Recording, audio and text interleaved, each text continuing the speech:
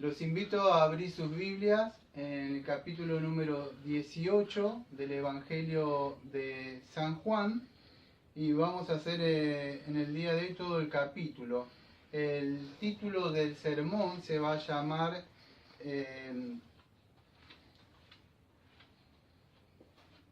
La condenación del Señor Jesucristo antes de ser juzgado. Ese es el título que vamos a poner al sermón. La condenación del Señor Jesucristo antes de ser juzgado. Vamos a ver primero el arresto del Señor Jesucristo, el juicio y la negación, o sea, el juicio, vamos a ver la negación de Pedro. Eso lo vamos a ir viendo en el transcurso del sermón, voy a ir viendo parte de eso. Y vamos a ver cómo es conducido a Anás. Y después vamos a ver cómo Anás, después de ese interrogatorio previo, podríamos decir, que no era formal, es enviado a Caifás. Así que vamos a empezar. Antes de eso, voy a empezar una pequeña introducción con un libro que ustedes ya saben, que me conocen, que es El Progreso del Peregrino. Y no sé si se acuerda cuando ellos habían ido a la Feria de las Vanidades con Fiel. Y bueno, en eso, fíjese que Fiel se preparaba para defenderse. ¿Y cuál era la acusación? Bueno, la acusación era esta. Estos hombres son enemigos del comercio y perturban la paz. Han causado divisiones en la ciudad y han conseguido atraer simpatizantes a su causa y a sus opiniones peligrosas, con absoluto desprecio de la ley de nuestro príncipe.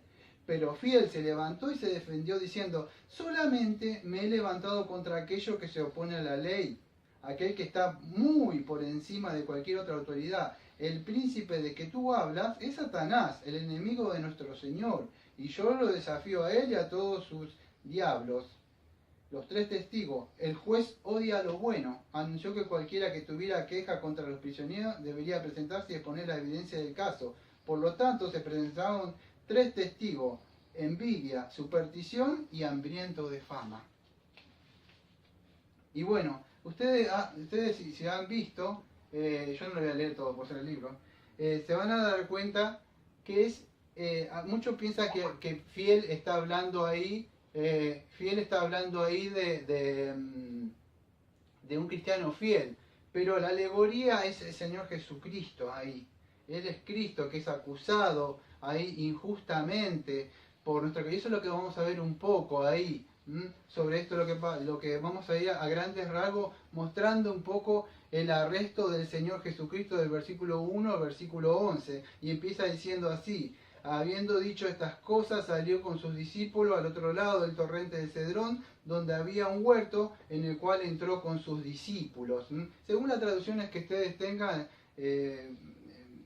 vayan guiándose. Yo voy leyendo con esta traducción que tengo. Bueno, ¿qué es esto? Diciendo estas cosas, todo lo que veníamos hablando todos estos domingos pasados. Salió con sus discípulos al otro lado del torrente de Cedrón. Bueno, ¿qué es este torrente del Cedrón? Pero era una barranca profunda. Si ustedes buscan alguna foto en Google, alguna parte que puedan buscar, van a encontrar que era como una barranca, como algo que pasaba, que estaba seco. Mientras no llovía estaba seco, estaba Jerusalén y hay una barranca que pasaba así, era como todo coso seco así. Cuando llovía caía una agua por ahí. Pasando por esa parte iban a ir al lugar que ahí dice huerto. Ahora ustedes saben que el huerto, si ustedes buscan en otros evangelios sinóticos, la palabra es Getsemaní, ahí. Ese es el huerto donde iba. Y era un lugar que al Señor le gustaba mucho, cuando estaba muy así... perseguido, había mucho, en un lugar donde él iba a orar, iba a encontrarse con su padre. Ese es el huerto que aparece ahí. Era un lugar que él tenía que pasar por ese huerto. Quiero aclarar algunas cosas. Si ustedes van a los evangelios sinóticos, como Mateo 26, versículo 36, ahí se identifica ese huerto como el Getsemaní. Ahí van a encontrar. Ahora, otra de las cosas que Juan, sabemos en el libro de él, él obvia, porque ya la idea es mostrar todas estas cosas para que crean en Cristo. Él daba por sentado que ellos ya conocían Marcos, Lucas y Mateo, por eso ciertas cosas las obvia. ¿Qué obvia? Bueno, la oración, esa oración que Cristo hasta la agonía él ora y le brotan gotas de sangre. Bueno, todas esas cosas las obvia acá, pero este es el lugar donde sucede esas cosas en los otros evangelios que se cuentan. Bueno, eso para que puedan entender un poco, se armen la idea, si tienen un poco un conocimiento de las escrituras, dónde está sucediendo todo esto. El torrente de Cedrón, voy a dar algunas informaciones. Ahí donde fue el rey Asa, quemó la imagen abominable que su madre había levantado. En Primera de Reyes 15:13 sucedió eso. También sucedió cuando el gobernante Josías, también él quemó muchas cosas de las vasijas que eran idólatras, en Segunda de Reyes 23:4. Todo esto sucedió en el torrente de Cedrón. Ahí también Ezequías había llevado al valle las cosas contaminadas que habían dejado en el templo. Y así habían sucedido muchas cosas, pero creo que el hecho más trascendente que ustedes se pueden llegar a acordar del torrente de Cedrón es cuando David pasó por ahí, cuando él estaba huyendo de su hijo Absalón, en 2 Samuel 15, versículo 23. Todo esto sucedió ahí. Cristo también, David pasó por ahí en el sentido de humillación, siendo perseguido por su hijo. Cristo también iba a estar acá de humillación. La única diferencia con Jesucristo, y podríamos decir, y el tipo este de David, podríamos decir que Cristo no iba a huir, Cristo iba a salir al encuentro, al enfrentarlo.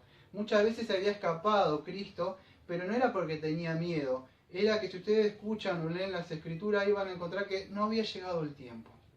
Ahora él sale al encuentro porque la hora había sido establecida, ni un minuto antes, ni un minuto después, sino cuando había llegado. Y entonces muestra que en este momento llegó y el Señor salió al encuentro, a diferencia de David, que él iba huyendo. Dice que Judas, versículo 2, le iba a entregar y conocía el lugar. Judas era uno de aquellos que podríamos decir que estaban con nosotros, pero no eran nosotros.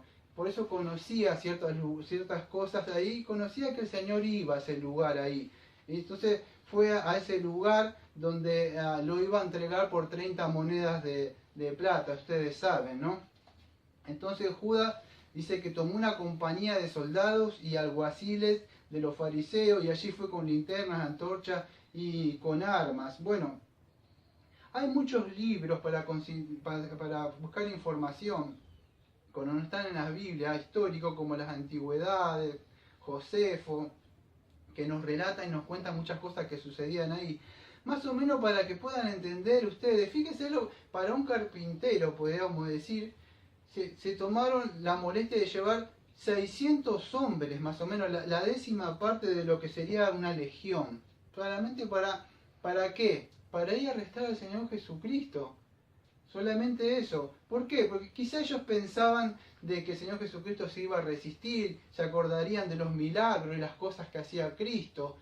O quizás no sabía dónde estaba, necesitaban hacer como decíamos acá en Argentina, la policía, un rastrillaje, necesitaban muchas personas. Pero eran demasiadas personas para un solo hombre.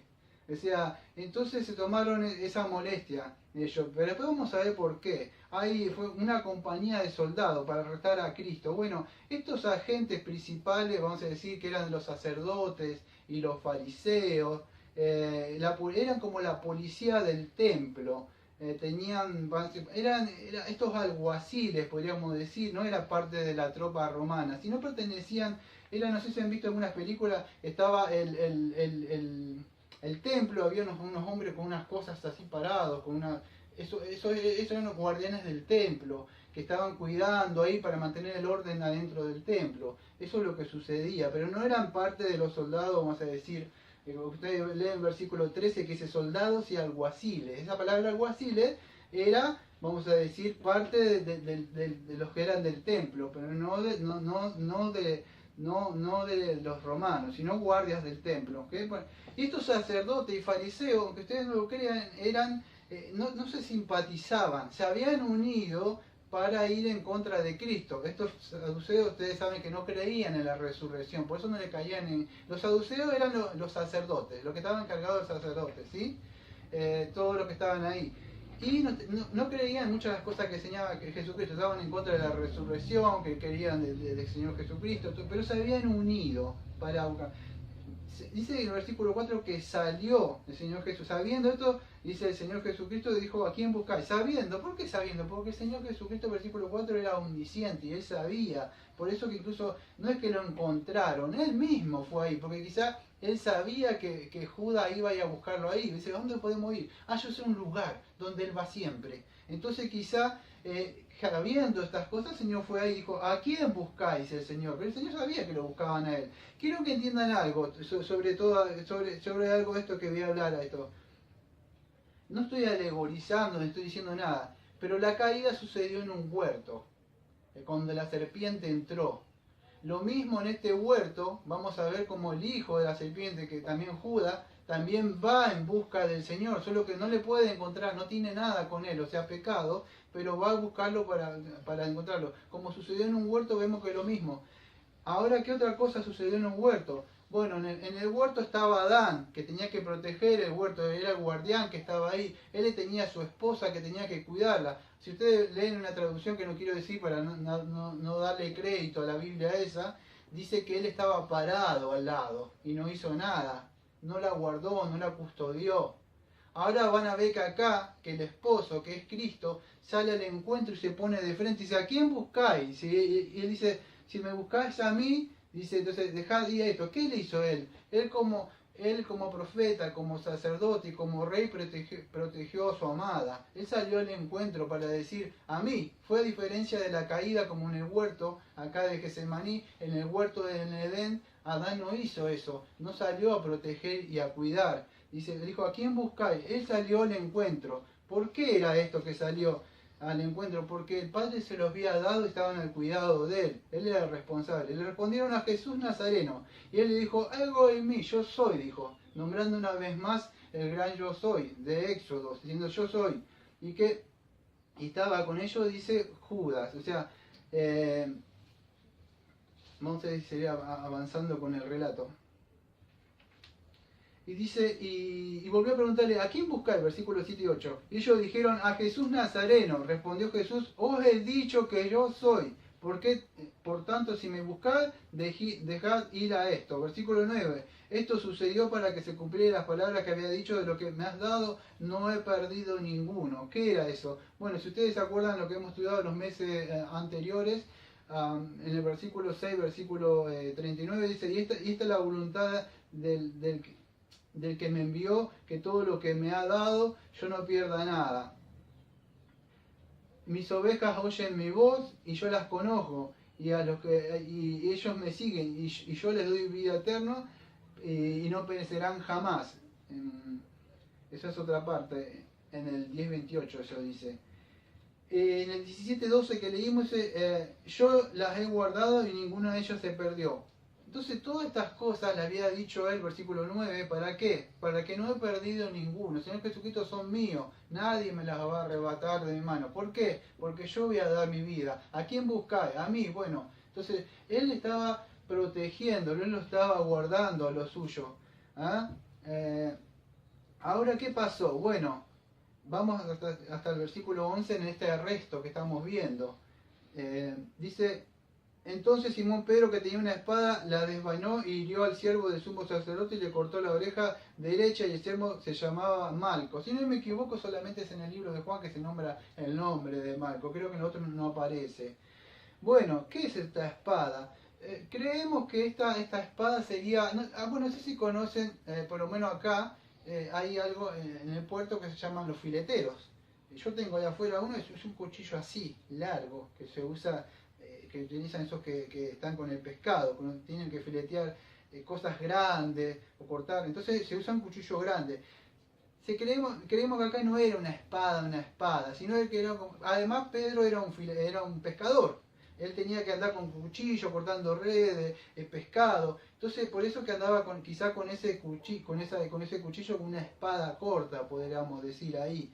Ahora, él lo que utiliza, bueno, él sale al encuentro. Bueno, no sé, acá se obvian muchas cosas. Voy a contar un poco porque Juan pasa de largo muchas cosas que los otros evangelios sí cuentan. Juan acá no pasa que en ese Getsemaní el Señor Jesucristo había estado orando y le había dicho, oren, oren. ¿Y qué había hecho Pedro? Se había dormido, estaban casados. Él seguía orando y seguía orando. Esto para que puedan entender, es muy posible que cuando vino Judas y todo esto, él dijo, bueno, ya se pueden levantar. Y ya se había preparado Cristo para esto. Entonces, cuando viene Judas, es muy posible que Pedro se estaba despertando del sueño que se había hecho. Y en el sueño fue así despertado y le cortó la oreja.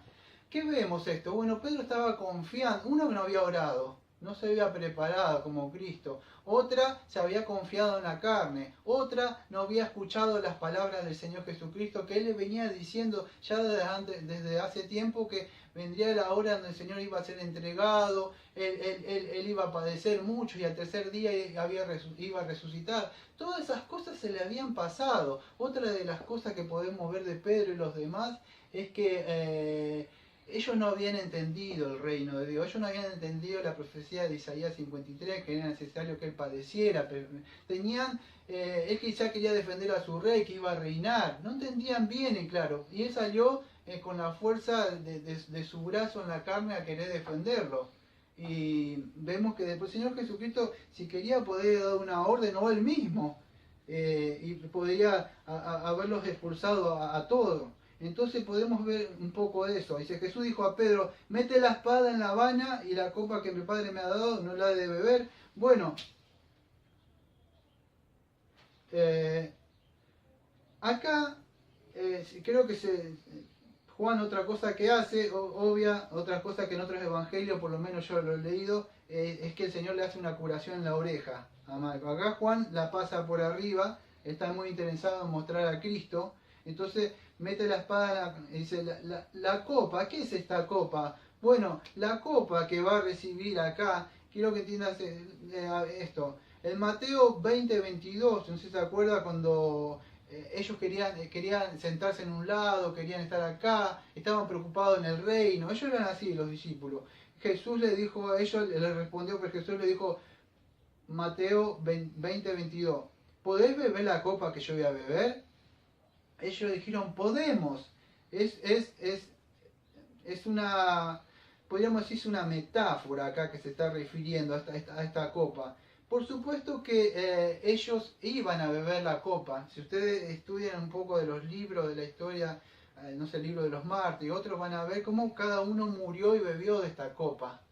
Él dice, ¿pueden beber? Sí, dice ellos. Bueno, era una metáfora que se refería al sufrimiento en el Antiguo Testamento, donde Dios derramaba la copa de ira. O si han leído el libro de Apocalipsis, o por lo menos lo han escuchado nombrar, habrán escuchado que se derrama la copa, el cáliz de la ira del Señor.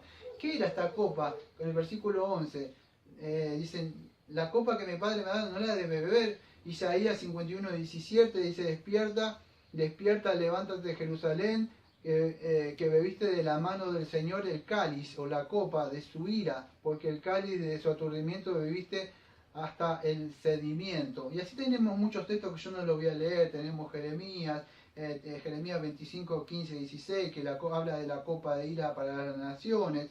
¿Qué es esto? Bueno, la copa es acá la ira. Dice, ¿no voy a beber la copa? ¿Qué haces, Pedro? ¿No entendiste el mensaje todavía? Yo tengo que beber esta copa porque la ira de mi Padre va a caer sobre mí, porque yo voy a hacer propiciación, yo voy a hacer expiación, y esa copa la tengo que beber, porque si yo no la bebo, tú no vas a ser salvo, ni nadie va a ser salvo. Esa es la copa. Y Pedro no entendía nada, ninguno de ellos estaba entendiendo nada todavía de lo que estaba sucediendo. Ellos lo seguían por fe, Señor, pero todavía no veían bien las cosas. Y Cristo era necesario que bebiera esta copa. Es más, en el huerto de Getsemaní estuvo orando. Si puede, pasa esta copa de mí, decía él. Él tenía miedo de perder esa comunión con el Padre. No creo que el Señor tuviera miedo de ir a la cruz a morir, porque para eso él había venido. Aunque algunos dicen que él estaba orando según como hombre. Pero yo creo que él tenía más miedo, ese fue que nunca había estado separado de su Padre. Todas estas cosas él estaba padeciendo, estaba sufriendo, y muchos de sus discípulos no estaban entendiendo esto, lo que estaba sucediendo. Ahora una pequeña aplicación sobre esto, sobre nosotros. En el Salmo 23, versículo 5 dice, unges mi cabeza con aceite, mi copa está rebosando. Amado, hoy es un tiempo de gracia. El Señor Jesucristo recibió la copa de la ira de su Padre. Hay dos opciones, no puedes ser neutro con el Señor. O puedes decir en el día de hoy, si te arrepientes de tus pecados y vas a Cristo, y aceptar esa copa que el Señor Jesucristo recibió en tu lugar, que es la copa de ira, que cayó la ira del Padre sobre el Hijo. Y en este momento, si recibes el perdón y la misericordia que Él te ofrece, tú podrás decir algún día, levantarte y sentarte ya desde ahora por la fe en la mesa, levantar tu copa, decir, mi copa está rebosando del gozo de que el Señor te puede dar, del sacrificio. O te puedo asegurar que algún día la copa de la ira va a ser derramada sobre ti. Acá no hay opciones. Acá no hay posiciones neutras como la de Pilato. Acá no hay posiciones que me lavo la mano y hago lo que quiero. Con Cristo no podés hacer eso. Con Cristo no lo podés estar llevándolo para acá, llevándolo para allá y el Señor va así con la mano. No. Hoy es un tiempo de gracia donde puedes decidir de qué copa quieres beber. Vamos a seguir con la parte del sermón de acá. Y así llegamos a esta parte entonces del versículo 11, donde Jesucristo iba a ser entregado como sustituto. El arresto que estuvimos viendo en estos versículos 11, que el Señor Jesucristo cruza este Cedrón, Judas va, lo entrega y todas las cosas que suceden ahí, ¿no? Quiero aclarar algo. El Señor Jesucristo no pasó todo esto por alto, que Judas lo entregó, no. Si ustedes leen Hechos 2, versículo 23, van a leer esto. A este entregado, por el determinado consejo y anticipado conocimiento de Dios,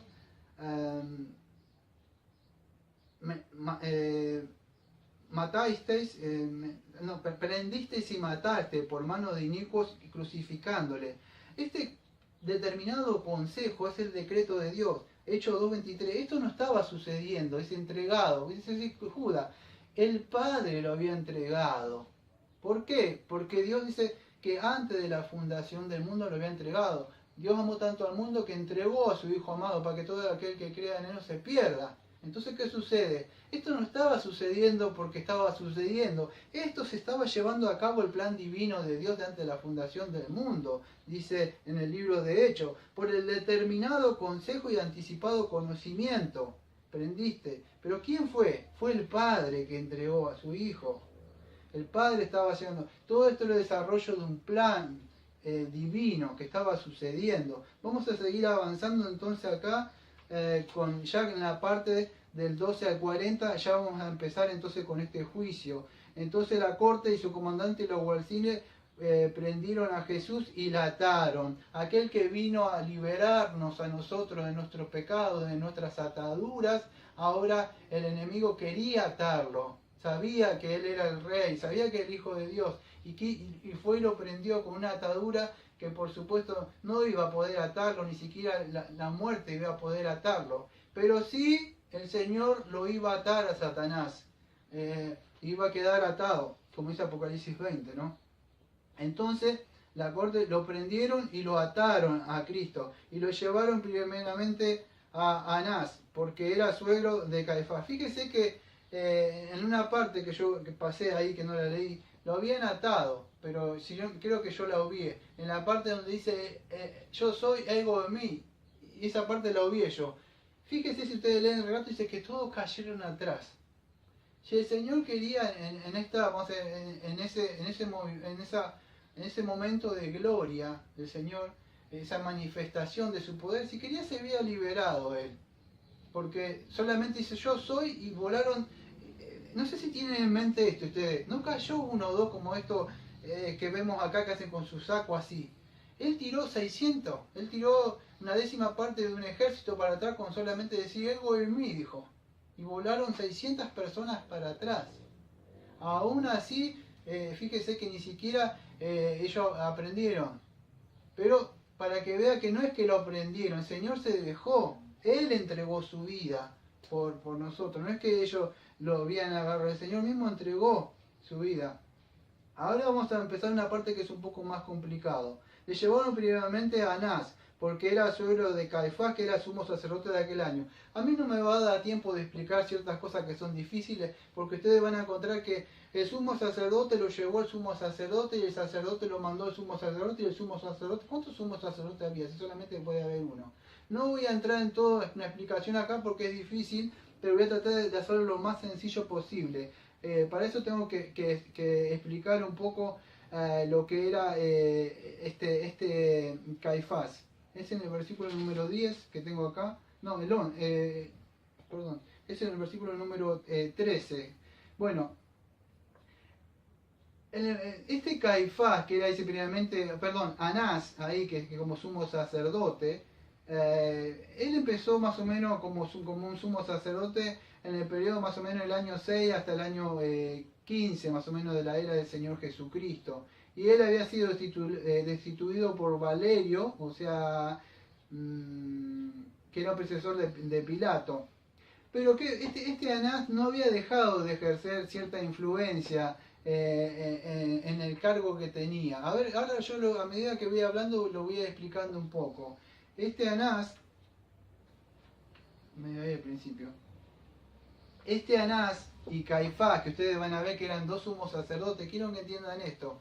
¿Quién era el sumo sacerdote de cargo ahí en ese momento? Bueno, era Caifás. No sé si ustedes se acuerdan en Juan 11:50 cuando dice: es conveniente para nosotros que un hombre muera por su pueblo y no que toda una nación perezca. Eso ya venían, esto no fue, vamos a decir, un juicio legal, esto podríamos decir fue un asesinato premeditado. ¿Por qué un asesinato premeditado? Porque ya en el versículo 11:50 Caifás ya estaba premeditando cómo matarlo. Le estaban buscando testigos falsos, acusarlo, porque ellos no lo podían matar según la ley romana. Entonces tenían que llevarlo hasta los romanos. Anás y Caifás, voy a hablar un poco de ellos para que se puedan entender y puedan entender todo lo que tengo que hablar. Este sumo sacerdote del año era Caifás. No sé si ustedes se acuerdan del Antiguo Testamento, pero la línea levítica, ella era en pasado por familia nada más. Nadie podía entrar en el sacerdocio si no habían sido, vamos a decir, de familia que venía de la familia de Leví. Y se iban pasando. Ahora, en la época de Roma, no sucedía así. Lo que contaba era esto.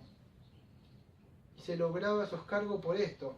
Ahora Caifás, ¿por qué, vamos a decir, no le caía en gracia al Señor Jesucristo?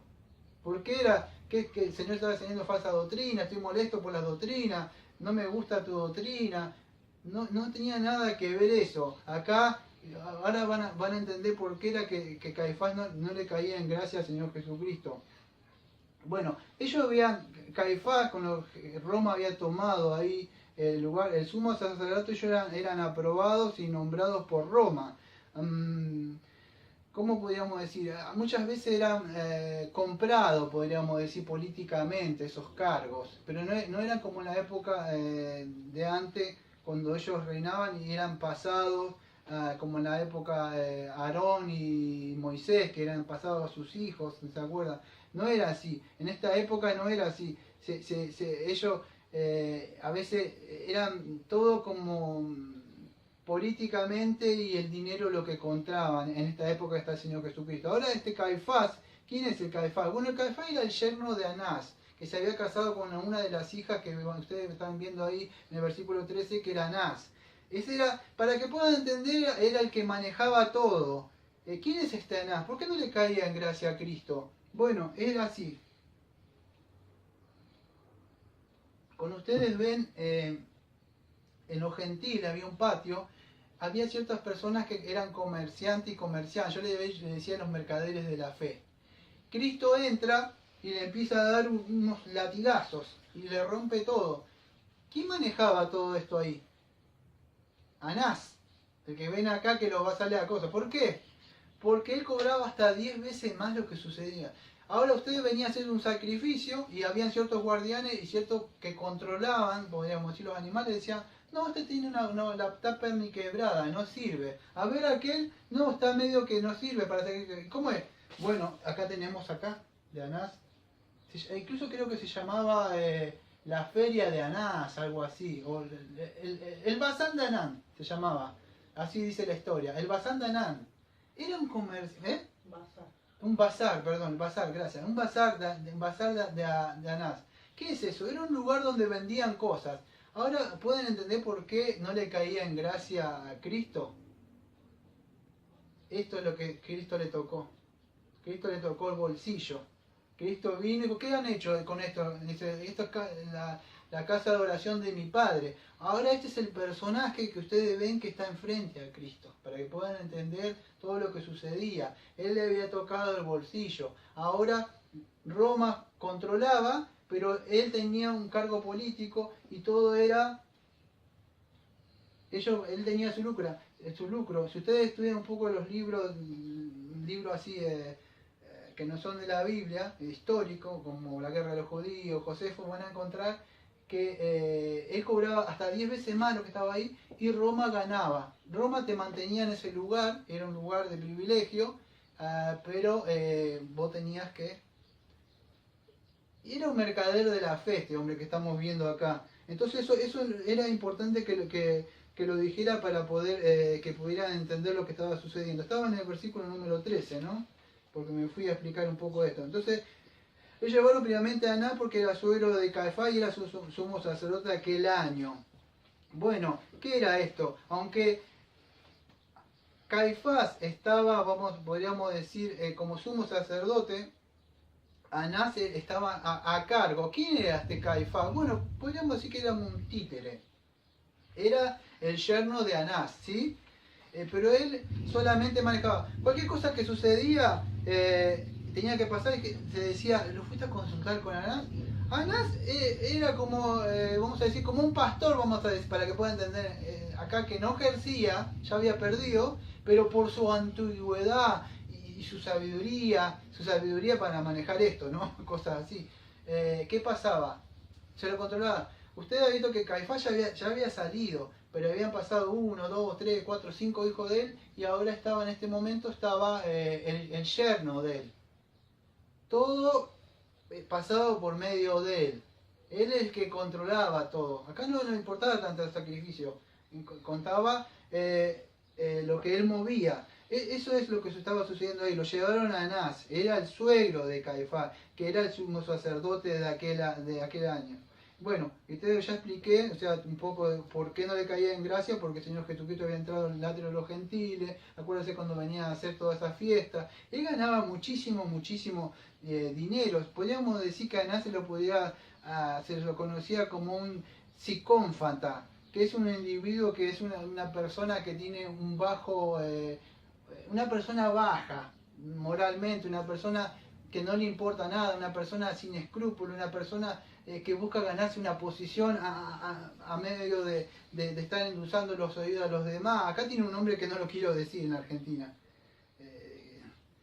No sé cómo decirle. Sería como un lustrabota, pero tiene un nombre más fuerte acá en Argentina. Tiene una connotación fuerte.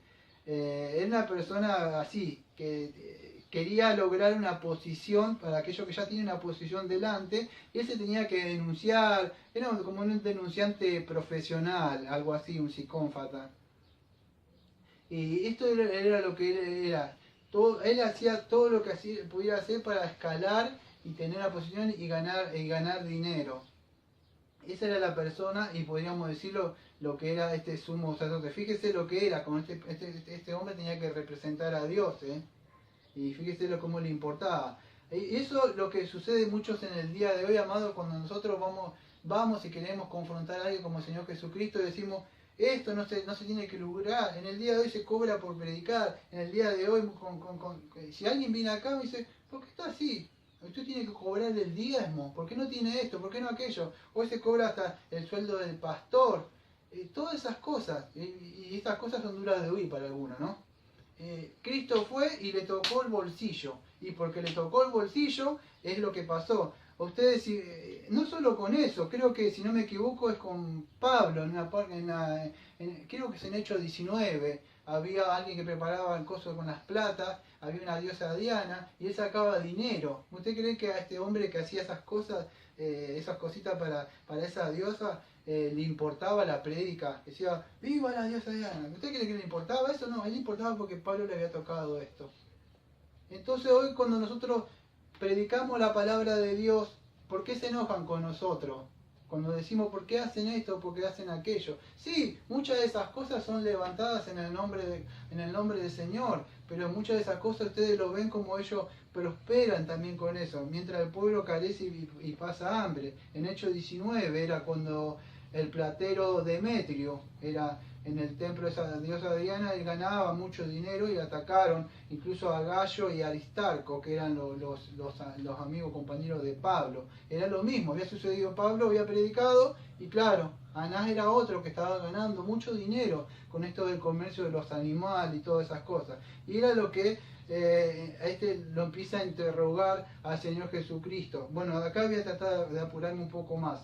Entonces Anás fueron conducidos a un interrogatorio, podríamos decir preliminar, pero era un interrogatorio que no tenía que suceder, porque él tenía que ir directamente con Caifás y empezó a hacer ciertas preguntas este sumo sacerdote que no estaba oficialmente en ese momento, ¿no? Yo creo que de alguna forma era como para ganar tiempo, porque él no tenía ese derecho como título, vamos a decir, honorario, no estaba ejerciendo, no tenía ese derecho para hacerle esas preguntas al Señor Jesucristo. Ahora vamos a ver un poco del Señor Jesucristo, algunas cosas que dice él y tenemos que entender un poco de leyes para eso. Según las leyes, vamos a decir, de la jurisprudencia judía, ahí las sentencias y las decisiones y las fallas que se hacían ahí, eran manejadas de acuerdo a la ley de los judíos. Ahora, ¿cómo lo puedo explicar? Este juicio que te está llevando es entre los judíos. Acuérdense que no le podían haber encontrado nada al Señor Jesucristo. Solamente ellos habían rasgado las ropas porque no le gustó que el Señor Jesucristo, que era el Hijo de Dios. Entonces lo habían condenado por blasfemia. Ahora quieren que entiendan que no lo podían matar a Cristo por blasfemia. ¿Por qué? Porque estaban bajo un gobierno romano y Roma le prohibía a ellos que pudieran matar. Aunque una vez pasaron por alto eso y mataron a Esteban. Pero ellos no podían matar. Entonces era un juicio preliminar, un juicio que entre ellos, y después iban a ser llevados a Pilato. No, estaban buscando algo. Ahora, según la jurisprudencia de los judíos en esa época, no se le podía hacer preguntas, vamos a decir, a un preso, que esas preguntas lo podían incriminar a esa persona. Incluso hoy, cuando usted va a decir, tiene derecho a nombrar un abogado defensor o algo. Bueno, Anás, o sea, para que puedan entender, no tenía ese derecho de hacerle preguntas. ¿Qué quería hacer? Bueno, Anás quería incriminarlo, Anás quería que Cristo dijera algo para poder agarrarlo. Esa es la intención de Anás. Y estaba violando, vamos a decir, la jurisprudencia o lo que Dios había mandado. Dios había instituido que se necesitaba por lo menos 2 testigos para ahí. Esto es lo que es importante que lo tengamos presente en nuestras mentes mientras vamos avanzando. Entonces, el caso debía llevarse justamente y debidamente de acuerdo a como la ley decía, la jurisprudencia judía, que se tenía que tener 2 testigos. Él tenía el derecho de eso, el Señor Jesucristo. Anás violó ese principio de la justicia judía. Ahora, ¿por qué vamos a ver que lo golpea y todo eso que sucede? Porque el Señor Jesucristo le va a hacer un recordatorio al Señor Jesucristo de lo que era la ley judía. Entonces, cuando sucede esto del golpe que vamos a ver dentro de un rato, es porque Jesucristo, vamos a decir, le hace recordar eso. Hay ciertas cosas que acá Juan las pasa por arriba, muchos de los interrogatorios que se hacen y cosas. Juan pasa por arriba. Muchas de estas cosas están en Mateo, algunas cosas que estoy hablando. En Caifás, vamos a decir, era, vamos a decir, el que... Voy a ir al versículo 14 acá, para ir avanzando un poco más a grandes ramos. Dice así, era el que había dado el consejo, versículo 14, a los judíos de que convenía que un solo hombre muriese por el pueblo. Bueno, eso está en Juan 11, versículo 49 y 50. Fíjese que ya la muerte de Cristo, o ese homicidio que ya colectivamente, podríamos decir, todos ya estaban planeando matarlo a Cristo, en versículo 11, 49 y 50, ya estaba planeado esto. Antes de enjuiciarlo a Cristo ya lo tenían preparado, lo querían matar, pero no podían ellos matarlo, porque la ley romana decía que no podía, solamente Roma podía ejercer el derecho de la espada. Entonces, ¿qué sucede? Ellos estaban planeando esto, estaban viendo cómo tal, pero quiero que entiendan que todo esto no estaba sucediendo por suceder, alguien estaba dirigiendo esto, no sé si se acuerdan como José, que fue entregado injustamente, cuando la mujer creo que era de Potifar, si no me equivoco el nombre, no me acuerdo el nombre bien, quiere tener relaciones sensuales con él, y José sale corriendo, y José es arrestado y llevado injustamente. Cristo estaba sucediendo lo mismo. Con el Señor Jesucristo. No sé si me entienden, me están siguiendo lo que estoy hablando. Entonces, ¿qué es así? Versículo 15. Ahora bien, seguían a Jesús, Simón Pedro, otro discípulo, que este discípulo era conocido, su sumo sacerdote. Bueno, versículo 15. Muchos dicen que es Juan. Yo no puedo decir eso, ni no podemos asegurar quién era. Que dice, y otro discípulo, que era conocido. Este conocido, no sabemos quién puede llegar a ser. Pongamos que sea Juan, que era conocido, no podemos especular. ¿Por qué podía ser conocido? A mí lo que más me convenció esta semana es que podría ser Juan, porque Juan era pescador como Pedro. Pero ¿por qué era conocido? Quizás Juan le iba a vender pescado al sumo sacerdote o algo, y de alguna forma cuando viene el cartero, alguien es conocido. Quizás él iba a entregar pescado o algo y era conocido por eso. Por eso que puede entrar, Pedro queda en la entrada, no puede entrar. Quizás Pedro no hacía entrega ahí.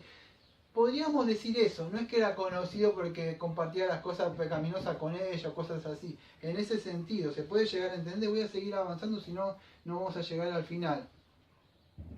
Quiero que entiendan acá, vamos a entrar un poco en la negación de Pedro. Acá cuando Pedro, dice, el versículo 16, quedó fuera, frente a la puerta, salió por... el discípulo era que conocido, el sumo sacerdote, y habló la portera y lo hizo entrar a Pedro. Bueno, y la portera lo interroga a Pedro, y acá vemos una de las primeras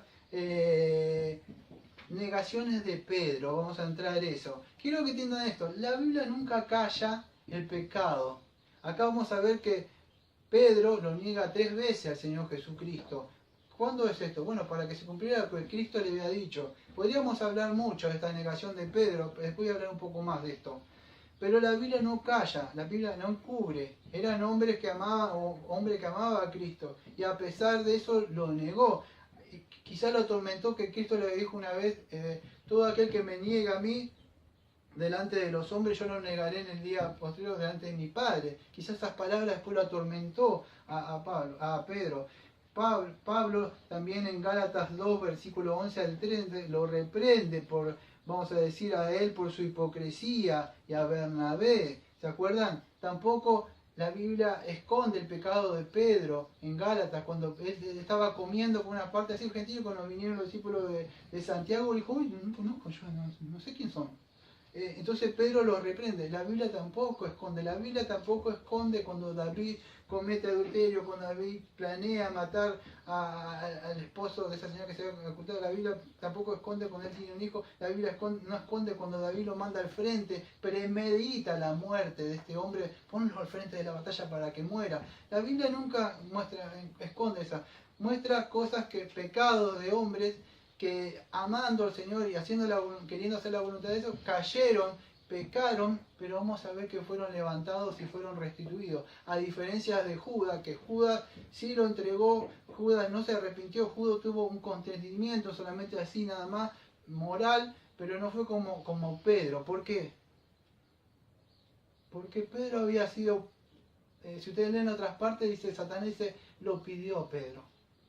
Y Cristo oró por él, para que ninguno se perdiera. Es verdad que muchos de ellos van a ver como David, Pedro y otros, incluso Pablo y otros más, fíjese que padecieron, pecaron, pero fueron levantados. Eran hombres que de alguna vez se demostraron que no eran perfectos de este lado del sol, pero buscaban al Señor como Pedro. Y ahora vamos a ver un poco, estamos entrando un poco en eso, y que nos quede en claro que la Biblia nunca oculta eso, pero eran hombres que no vivían una vida pecaminosa, sí cayeron en su momento en la pelea y en seguirlo a Cristo, cayeron. Es preferible seguirlo a Cristo y caer como cayeron ellos, porque ustedes, si se acuerdan, los demás habían huido.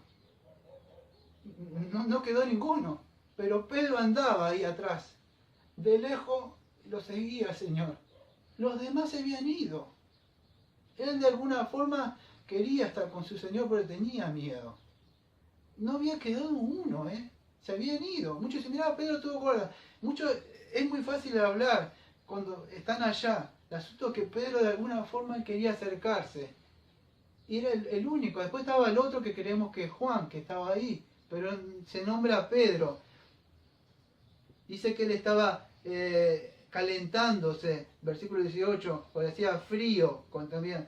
Bueno, ¿qué era calentándose ahí? En un momento cuando hacía frío. En primera de Pedro 1, 6, 7 dice así, Pedro, en primera de Pedro capítulo 1, 6, 7 dice, en el cual vosotros os alegraos, aunque ahora por un poco de tiempo, si es necesario, tengáis que ser afligidos en diversas pruebas, para que sometido a prueba vuestra fe, muchos sea preciosa como el oro, el cual dice, se distingue, perece con la prueba, probado bajo el fuego de la prueba. Fíjese que en 1 Pedro 1, versículo 6, 7 dice, su fe va a ser probado bajo el fuego de la prueba. ¿Por qué? Quizás se estaría acordando cuando ella estaba viejito, cuando él fue probado en ese momento, acá, que se estaba calentando en el fuego, ahí con esa gente, cuando tenía frío, y vino la prueba. Años después, cuando estaba viejo, dice, ustedes van a ser probados algún día, por medio de esa prueba. Yo estaba en ese momento calentándome, y vino la prueba. Y a veces, él, ¿por qué? Quizás no había orado, no había estado mucho tiempo con el Señor, pero Pedro le amaba al Señor en sus debilidades. Después lo vamos a ver, porque no sé, cuentan historias, hay un libro, incluso hay otros libros, que hay una película que se llama Kudo Badi, dice a dónde vas, y si no hay un libro también que se llama El libro de los mártires, que Pedro murió cabeza abajo. Incluso estaba su esposa también ahí. Entonces, él había aprendido, era un momento donde había caído, había negado, pero el Señor, lo vamos a ver después.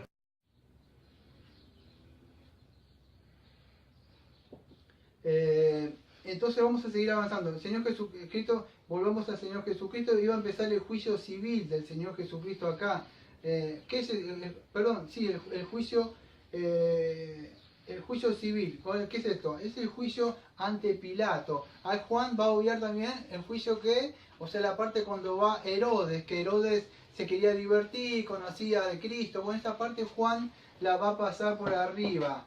¿Qué era todo esto? Bueno, sabemos que los celos, la ira, todas esas cosas lo habían cegado a esta gente, hasta llevarlo incluso al homicidio. Eso es lo que pasó con estos judíos. Lo mismo sucedió con Caín, con Abel. Tenía un celo por ello, un celo. Entonces, ¿qué sucede? Era lo que lo había llevado a estas personas a este juicio hacia ellos. A lo largo de la Biblia, amado, vamos a encontrar mucho de estas cosas. Yo no me acuerdo si tengo por acá, pero voy a decirlo de memoria. Creo que había una viña yo no me acuerdo si era yo no tenía anotado acá, a ver si me dan un segundo. Pero era la viña de acá o algo así, el nombre no me lo acuerdo. ¿Se acuerdan cuando estaba esa mujer que llamaba Jezabel? Una mujer que llamaba Jezabel. Bueno, y había el marido, el rey que estaba ahí, quería tener esa viña. Bueno, no me acuerdo el nombre de él, de verdad, lo tenía anotado por acá.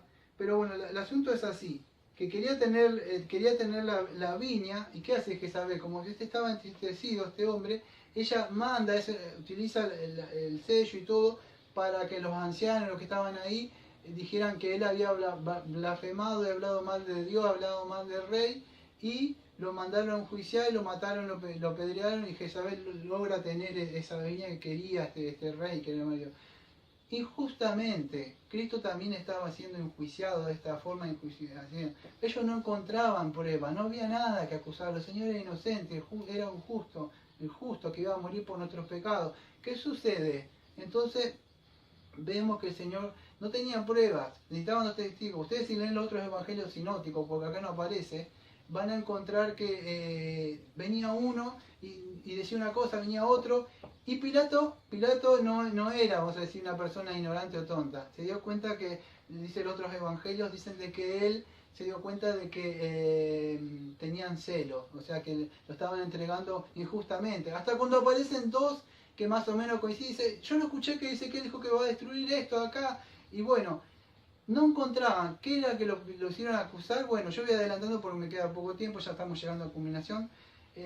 Voy hablando con mis palabras. Es así, lo querían enjuiciar por sedición. O sea, que Cristo quería reinar, que Cristo es el rey, que quiere tomar Roma. Cristo no quería hacer nada de eso, porque incluso cuando lo quisieron tomar por rey, Cristo se escapó, se abrió camino y salió. Pero él no quería, incluso decía que este reino no es mío, no es el reino mío de acá.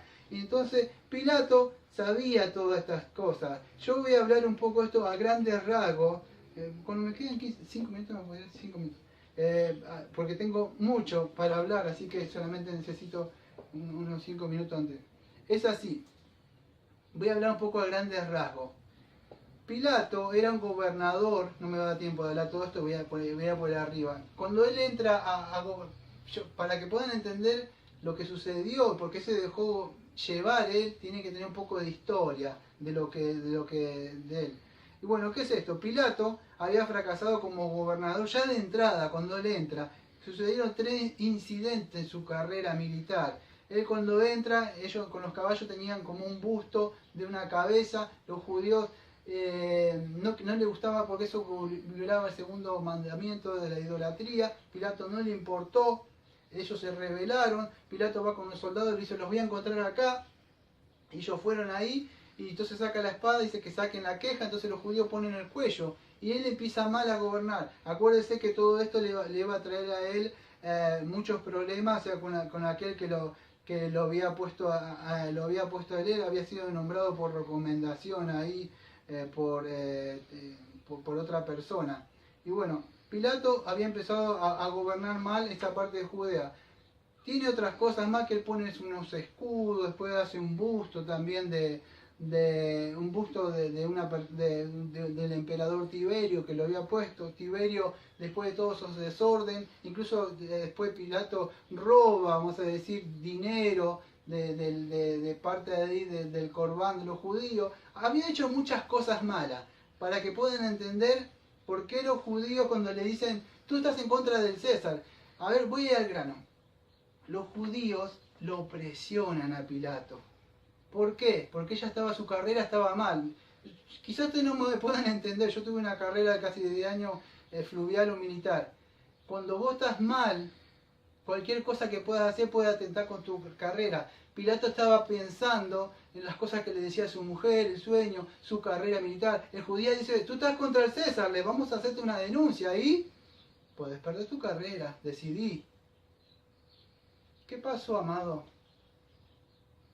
Fue necesario que alguien muriera para que todos quedaran bien. Pilato mantuviera su posición de su carrera, los judíos pudieran mantener, Anás y Caifás pudieran mantener todo su tramoya y su dinero que estaba ahí. Era necesario que hubiera un chivo expiatorio. Pero no iba a ser un chivo expiatorio, iba a ser el cordero que iba a quitar el pecado del mundo y había sido puesto por el Padre. Entonces todas estas cosas no estaban sucediendo por suceder. Voy a ir adelantándome. Y entonces Pilato le dijo que lo juzgaran. Por supuesto ella sabía que no lo podían juzgar, a grandes rasgos, ellos no lo podían juzgar. ¿Por qué? Porque no podían matarlo. Entonces, ¿qué sucede? Fue donde Pilato le dice de que tenía una fiesta por costumbre de soltar a una persona. Dice, yo estoy avanzando a grandes rasgos por el tiempo. ¿De qué? ¿Cuál era? Que lo soltaran. Quizá la Pascua, como recordatorio de la liberación, que habían sido libertados, yo tenía por costumbre algo así.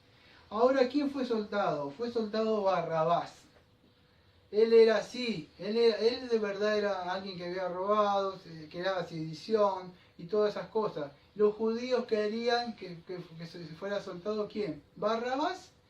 Él, de todas formas, se quería escapar. Pilato se lavaba la mano.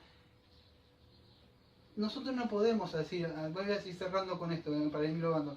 Con Cristo no se lo puede llevar de acá para allá, hacer esto. Hay que tomar una decisión y Pilato no quería hacer eso.